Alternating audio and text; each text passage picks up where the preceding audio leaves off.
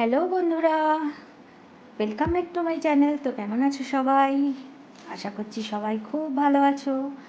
আর আজকে আমি সেরকম ব্লগ ভিডিও বা সেরকম শপিং বা কোনো কিছু প্রোডাক্ট রিভিউ ব্লগ নিয়ে আসিনি। আজকে এসেছি খুব একটা উপকারী একটা কাজের জিনিস, হেনা, যেটা চুলের জন্য খুবই উপকারী। আর সেই মাথায় হেনা লাগিয়েছিলাম বাড়িতে। তো ভাবলাম সেই ভিডিওটাই আজকে তোমাদের সাথে শেয়ার করি, যে কীভাবে হেনা লাগাই। আর হেনাটা তো চুলের জন্য উপকারী, সেটা সবাই জানো। তো ভিডিওটা দেখো। যা এই হেনাটা কীভাবে লাগাচ্ছি, কী কী দিয়ে লাগাচ্ছি, তো সেটা তোমরা দেখতে থাকো।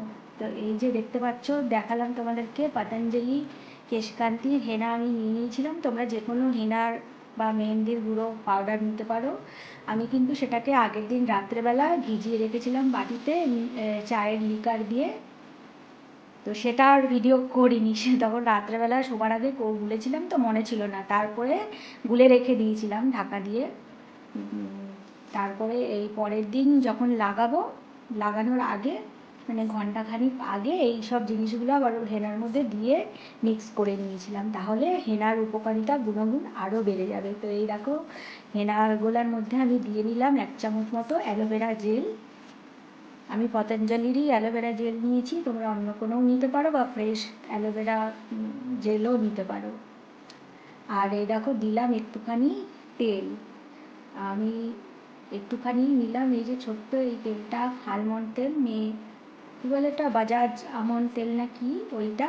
যে কোনো তেল, নারকেল তেল, যে কোনো মাথায় লাগানো তেলই তোমরা দিতে পারো। দিয়ে দিলাম 1 চামচ মতো তেল। ব্যাস, এবার আর কিছু আমি দিলাম না। আরও অন্যান্য সময় অনেক কিছু মিশাই, তো আজকে একদম আজকে না, মানে এটা গত সপ্তাহে লাগিয়েছিলাম।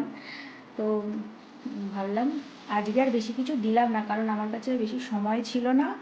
আর দই দিতাম, দইটা দিতে গিয়ে দেখি ঘরে দইটা ছিল, দইটা দেখি খারাপ হয়ে গেছে, সেই জন্য আর দিলাম না। বললাম তাহলে ওটা ভালো হওয়ার থেকে আরও খারাপ হবে, সেই জন্য ওই তেলটা আর অ্যালোভেরা জেলটাই শুধু দিলাম হেনার মধ্যে, ব্যাস। তো তারপরে দেখো, আমি প্রথমে আমার জন্যই গুলেছিলাম, সেটা অল্প করেই গুলেছিলাম। তো মেয়ে বললো মেয়েও লাগাবে, তাহলে বললাম তাহলে ও লাগিয়ে নে। হেনা তো সবাই লাগাতে পারে, হেনা চুলের জন্য। তবে ওকে বললাম বেশিক্ষণ রাখিস না, তাহলে চুলগুলো বেশি লালচে লালচে হয়ে যাবে। তো এই দেখো, আমি প্রথমে এরকম ওপর দিয়ে একটু একটু করে লাগিয়ে নিলাম, তারপরে চিরুনি দিয়ে পুরো আঁচড়ে আঁচড়ে এইভাবে আঁচড়ে নিচ্ছিলাম, আঁচড়ানোর মতো করে। তাহলে হেনাগুলো পুরো চুলের ভেতরে ভেতরে অবধি ঢুকে যাবে। তারপরে ওপর দিয়ে পরে আবার লাগাবো।